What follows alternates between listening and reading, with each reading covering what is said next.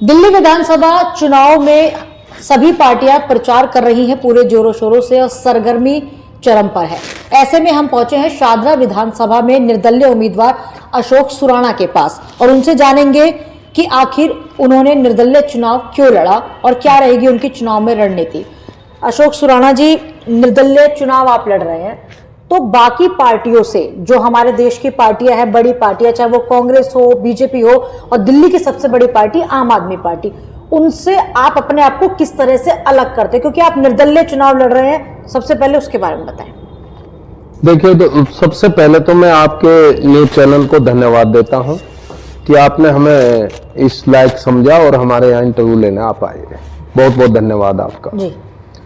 अब ये है कि देखो, अगर बड़े को देख के और छोटे हथियार डाल देंगे तो फिर लड़ने का मादा ही खत्म हो जाएगा। हम तो बड़ा नहीं मानते इन्हें, हम तो इन्हें एक तरह से जो लोग देश में उल्टी सीधे काम कर रहे हैं और इन्हें फंड दे रहे हैं, हम तो मात्र वहां तक सीमित मानते हैं। और जो अच्छा ईमानदार आदमी है, जो वैसे लोग हैं जो समझते हैं, हर चीज को बारीकी से पढ़ते हैं, देखते हैं, वो पार्टी तंत्र से नाराज है। आप तुम देख लो, किसी भी सरकार जो पब्लिक का मैंडेट है वो किस तरफ है, फिर वहां विधायकों को तोड़ लिया जाता, वहां की सरकार गिरा दी जाती है, तो सारा वो खरीदारी का काम है। तो हमारे नजर में तो कुछ नहीं है, बेकार है पार्टी सब, कोई इनका कोई वजूद नहीं है। अभी इनके लिए हम पूरा कैंपेन चला रहे हैं और पार्टियों को सब जनता के सामने बताएंगे इनके कारनामे, कारतूत क्या है इनके, जो इनके करतूत है वो जनता जब समझेगी तो जनता अपने आप घृणा करने लगेगी पार्टियों से। निर्दलीय उम्मीदवार के तौर पर आप क्षेत्र में निकले भी होंगे, जाहिर सी बात है आप यहाँ के लोकल निवासी होंगे, तो आपको कौन कौन सी समस्याएं क्षेत्र में दिखाई दे रही है? ये देखिए मैडम, 10 साल आम आदमी पार्टी के विधायक यहाँ पे रहे थे, रामनिवास गोयल, आपका क्षेत्र कितना सुधर गया? देखिए मैडम, समस्याओं का अंबार लगा पड़ा और ये समस्या सिर्फ एक ही वजह से है कि जो हमारी जो पब्लिक है वो वोट डालते समय पार्टियों को चुनती है। एक बार हमारे जैसे निर्दलीय आदमी को चुनकर देखो, फिर देखो हम अफसरों से कैसे काम करते। आज हमारा चैनल पे आप जो इंटरव्यू ले रहे हो, अगर हम जीत जाते हैं, आप 2-4 साल बाद हमारा लेनार इलाके को देखना कितना काम कराएंगे, क्योंकि काम थोड़ी ना करना है पार्टी के, ये आजाद उम्मीदवार थोड़ी ना है जी। ये तो पार्टी के गुलाम है। आप जीत के भेज दोगे ना, पार्टी जैसे कहेगी वैसे चलना, अपने मन से कुछ भी नहीं कर सकते। जो पार्टी कहेगी, पार्टी का काम है जिनसे चंदा लिया उनके लिए धंधा का सेट करना, कुछ काम थोड़ी ना करना। ये तो जितना पैसा यहाँ दिल्ली की भूमि पे है, इन जमीन से आ रहा है, इतना पैसा पूरे देश में कहीं नहीं आ रहा। इतने लोगों को बेस्ट और अच्छी एजुकेशन मिल सकती है, अच्छी सुविधाएं मिल सकती है, लोगों का जीवन स्तर बहुत अच्छा सुधर सकता और दिल्ली पोल्यूशन मुक्त हो सकती है। अच्छा, एजुकेशन की बात आप कर रहे हैं, तो एजुकेशन तो दिल्ली सरकार दे रही है, वो कह रही है स्कूल इतने बेहतर बना दिए हैं कि उसके अंदर अब गरीब का बच्चा भी पढ़ सकता है। तो स्कूल, वो आम आदमी पार्टी चुनावी शिक्षा स्वास्थ्य पे लड़ रही है कि शिक्षा बेहतर कर दी, स्वास्थ्य बहुत अच्छा कर दिया, सीसीटीवी हमने जगह जगह लगा दिए हैं। तो उस शिक्षा को आप किस तरह से देखते हैं? क्या आम आदमी पार्टी जो शिक्षा की बात कर रही है वो सिर्फ नाम के लिए है? देखिए मैडम, शिक्षा जो ये आम आदमी पार्टी बिल्डिंग बनाए के शिक्षा का स्तर, शिक्षा कौन लूट रहे हैं मुझे बताओ। एक जितना भी 10-20-50 हजार आदमी कमाने वाला क्या एक अच्छे बढ़िया स्कूल में एडमिशन करा सकता अपने बच्चे? आप देखो कितना शिक्षा में कितना जो है अंतर इन्होंने खड़ा कर दिया। हम उस अंतर को दूर करेंगे। हम शिक्षा गरीब हो अमीर हो एक ही साथ पढ़ेगा, एक जैसे पढ़ेगा, हम उस लेवल पे को लाएंगे। वो है शिक्षा का सुधार। शिक्षा का सुधार ये नहीं है कि मैं बिल्डिंग बनाया क्या ठेकेदारी प्रथा से अपना उल्टे सीधे काम करूं और बाद में गरीबों को बच्चों के स्कूल अलग हो जाए, अमीरों के अलग हो जाए।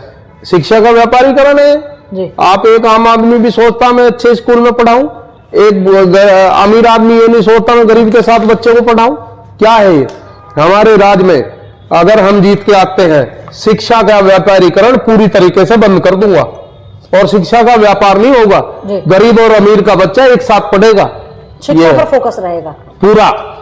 सुराणा जी, आप कह रहे हैं कि 5,000 रुपए बेरोजगारी भत्ता और 5,000 रुपए प्रत्येक परिवार की महिला को प्रति माह घर खर्चा, 5,000 रुपए वृद्धा पेंशन उम्र 60 साल से ऊपर, सभी पार्टियां इस तरह के जो है वादे कर रही है।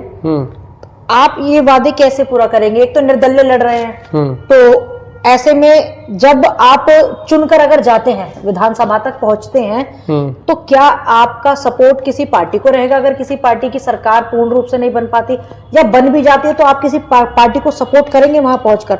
और ये काम वादे कैसे पूरा करेंगे ये? देखिए, अब मैं आपको एक चीज बताऊं, ये लोकतंत्र है और लोकतंत्र में जनता के द्वारा चुना हुआ प्रतिनिधित्व, अगर जीत कर मैं लोगों ने जिता दिया और मैं सरकार में बना या मेरे से सरकार बनी, तो तुरंत फर्स्ट डे में मेरा यही काम रहेगा, मैं इसको लागू करूंगा।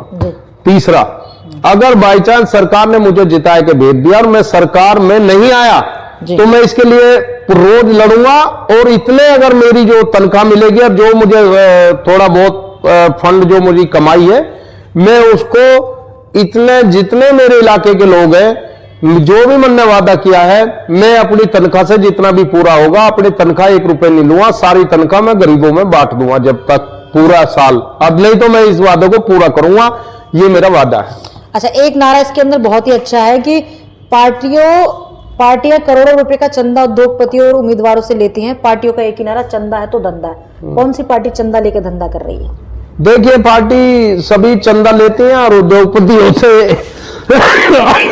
चंदा लेके और उनको धंधा देती है, ये तो आम जग जाहिर है। अभी आम आदमी पार्टी का 2 दिन पहले अखबार में आया हुआ कि पूंजीपतियों की सरकार है और पूंजीपतियों से पैसा लेते हैं, उनका काम करते हैं। अब ये जो और सरकार है, जो अतिशी और जो बता रहे हैं आप, ये मनीष सिसोदिया जी, इन्होंने भी बहुत लोगों से पैसे ले रखे हैं, तो कल को ये भी उनका काम करेंगे। तो यही तो देश लूट रहा है। ऐसे ही तो हमारा तो काम है, हमें इंडिपेंडेंट अपने सीमित संसाधनों से अपना चुनाव लड़ रहे हैं, और जो हम चुनाव लड़के और जनता जिताए के हमें भेजेगी, पूरे वर्ल्ड में नाम होगा सादरे की विधानसभा का।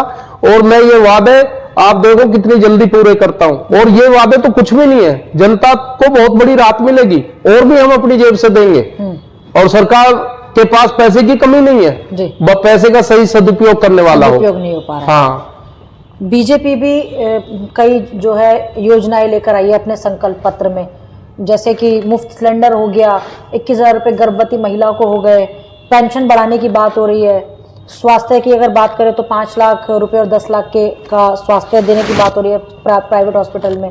आम आदमी पार्टी शुरू से दे ही रही है, बिजली पानी फ्री, बस फ्री। ऐसे में आपको क्या लगता है कि ये फ्री के चक्कर में जनता को किस तरह से उलझाया जा रहा है? क्या देखिए, कायदे में तो जो ये फ्री की घोषणा कर रही है पार्टी, आप देखो महंगाई कितनी हो चुकी, कुछ फ्री नहीं है, इतनी महंगाई इन्होंने कर रखी है। ये महंगाई इतनी हो चुकी है कि एक अच्छी सैलरी पर्सन आदमी को अपना घर चलाना मुश्किल हो रहा, बच्चों को सही से पढ़ा नहीं सकता, घर में अच्छे से उन्हें खिला नहीं सकता, ठीक है ना जी, कुछ नहीं है। ये तो हम जो दे रहे हैं, जो ये 5-5 हजार हमने हर महीने एक परिवार को 15,000 रुपए का फायदा होगा, इससे क्या है कि थोड़ी बहुत राहत है। हम तो और ज्यादा राहत देना चाहते हैं, कुछ नहीं है राहत, ये तो बहुत कम राहत है। ये फ्री नहीं है, ये फ्री जरूर है, लेकिन जो लोग पिछड़ चुके हैं उन्हें लाने के लिए उनको सहारा भी तो देना जरूरी है। कितनी महंगाई हो चुकी, वो लोग तो धंसते चले जाएंगे। ये जो 2100 रुपए 500 रुपए में क्या हो रहा है? कुछ भी नहीं, कम से कम 15,000 रुपए में कुछ राहत तो मिलेगी उस परिवार को। और इतने हम इस शिक्षा व्यवस्था का जो है बिल्कुल इसमें जो ये व्यापार हो रहा है, इसको बंद करेंगे। और कांग्रेस तो क्या है कि शिक्षित युवा जो कि बेरोजगार है उसे 8,500 रुपए दे रही है वो तो। देखिए, कांग्रेस पे मैं नहीं बोलूंगा, उसका कारण है कांग्रेस का मैं फिर भी थोड़ा बहुत इस बात का सम्मान करता हूं कि कांग्रेस ने देश को बहुत दिया, कांग्रेस ने बड़ी बड़ी कंपनी दी है, बड़े बड़े वो दिए हैं, लेकिन फिर भी जो है ना, मैं उस तरीके से क्या कटाक्ष करूं।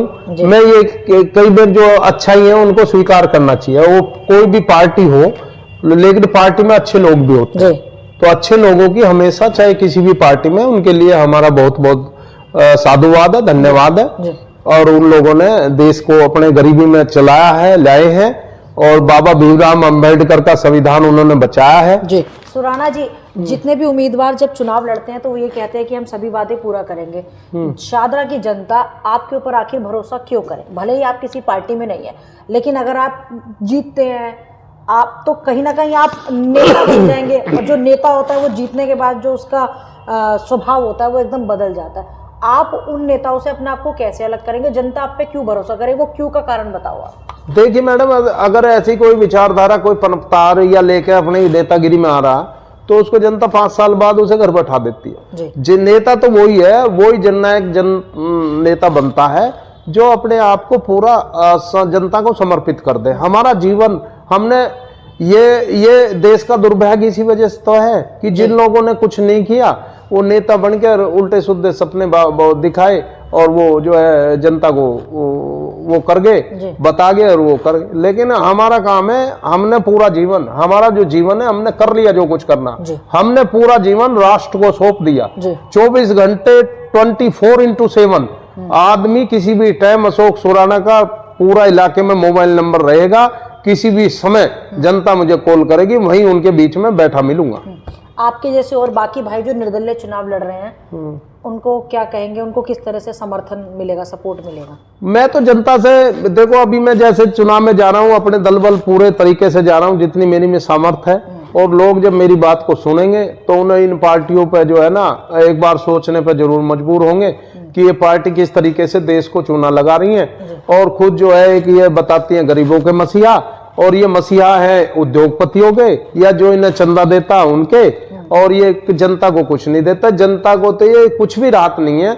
कायदे में तो एक अच्छा भला परिवार खूब 1,50,000 रुपए महीना कमा रहा हो, एक बच्चे को अच्छी सी एजुकेशन नहीं दिलवा सकता। और ये सब पत्रकार भाई हैं, आप जो चैनल जिनके चल रहे हैं उन्हें छोड़ के आपको इस चीज का मेरा समर्थन करना चाहिए कि एजुकेशन में कितना बड़ा व्यापार चल रहा, और ये व्यापार करने वाले कौन है ये जनता को हम बताएंगे और जनता इस बात को समझेगी। आज देश आजादी के बाद में जो पार्टियों ने, एक ईस्ट इंडिया कंपनी ने पूरे देश को गुलाम बना लिया। आज ये एक पार्टी नहीं है, ये कंपनी है। और कंपनियों में ये एमएलए एमपी जीत के आते हैं, ये उनके मुलाजमान हैं। और ये जैसे वो कंपनी कहती हैं, ये अपने एक तरीके की एक इच्छा नहीं कर सकते पूरी, तो एक तरह से ये उसमें पार्टियों में गुलाम का काम करते हैं। और ऐसी गुलाम से तो मैं ये कहता हूं कि भाई साहब इसको त्याग देना ही बेहतर है, क्योंकि अगर इनमें थोड़ा भी जमीन है और जनता समझदार है तो इस तरीके से अपना वोट इन्हें देके खराब मत करो। आप इंडिपेंडेंट उम्मीदवार को चुनो, पुण्य भी लगेगा। और एक सच्चा और ईमानदार आदमी, उसका रिकॉर्ड देखो। अगर कोई क्रिमिनल आदमी है उसे मत चुनो, अच्छा सच्चा ईमानदार आदमी है तो इंडिपेंडेंट आदमी को चुनो। उसमें ये मत का दान भगवान ने, बाबा भीमराव अंबेडकर ने, और ये संविधान में जो मत का दान का अधिकार दिया है, तो ये दान का महापर्व है और ये दान कोई छीन नहीं सकता आपसे। ये ही आपका अधिकार है कि इस दान को ऐसे योग्य आदमी को दो जो आपके दान के योग्य हो। अगर दान ऐसे आदमी को दे दिया पापी को, तो आप भी पाप में गए। तो इस वजह से दान मेरे जैसे पुण्य आत्मा को दो जो आपका दान महादान बने, मतदान। अच्छा, तो एक आखिरी सवाल और कि चुनाव चिन्ह मिल गया होगा चुनाव आयोग की तरफ से, कौन सा चुनाव चिन्ह है मिला है? और अब प्रचार कितनी तेजी से होगा, किस तरह की रणनीति रहेगी प्रचार करने के दौरान? चुनाव चिन्ह क्या है? देखिए मैडम, मुझे आज अभी ही चुनाव चिन्ह मिला, अभी थोड़ी देर 1 घंटा पहले ही। तो मेरा चुनाव चिन्ह कैमरा है, सीसीटीवी कैमरा, और 8 नंबर पे है। और अब हम आज ही अपना ये छपवाने के लिए दे रहे हैं। और जितनी हमारी सामर्थ्य है हम पूरी जोर शोर और शिद्दत से चुनाव लड़ेंगे और जन जन तक अपनी बात पहुंचाएंगे। और आप सब भाइयों का सहयोग रहेगा तो उसमें और हमारे 4 चांद लग जाएंगे। बहुत बहुत धन्यवाद बातचीत करने के लिए। तो अशोक सुराणा ने कहा कि जो उनका पूरा फोकस है वो शिक्षा पर रहेगा, शिक्षा के व्यापार को बंद करेंगे अगर निर्दलीय उम्मीदवार अशोक सुराणा जी जीतते हैं। और साथ ही उन्होंने कहा कि जो उनका चुनाव चिन्ह है वो सीसीटीवी कैमरा है, उस पर बटन दबाएं और उन्हें विजयी बनाएं और प्रचार प्रसार की रणनीति जोरों शोरों से जो है वो अपनाते रहेंगे। साथ ही ये भी कहा कि जो बड़ी बड़ी पार्टियां देश में हैं वो पार्टी नहीं, दरअसल वो उद्योगपतियों की पार्टी है। वीडियो जर्नलिस्ट रोहित चौधरी के साथ मैं चेतना चौधरी, न्यूज़ आंखों देखी, दिल्ली। फिलहाल आपको कैसी लगी हमारी रिपोर्ट कमेंट बॉक्स में बताइए। वहीं अगर आप वीडियो YouTube पर देख रहे हैं तो YouTube में सब्सक्राइब करिए, Facebook पर देख रहे हैं तो Facebook पेज को फॉलो करना बिल्कुल मत भूलिएगा।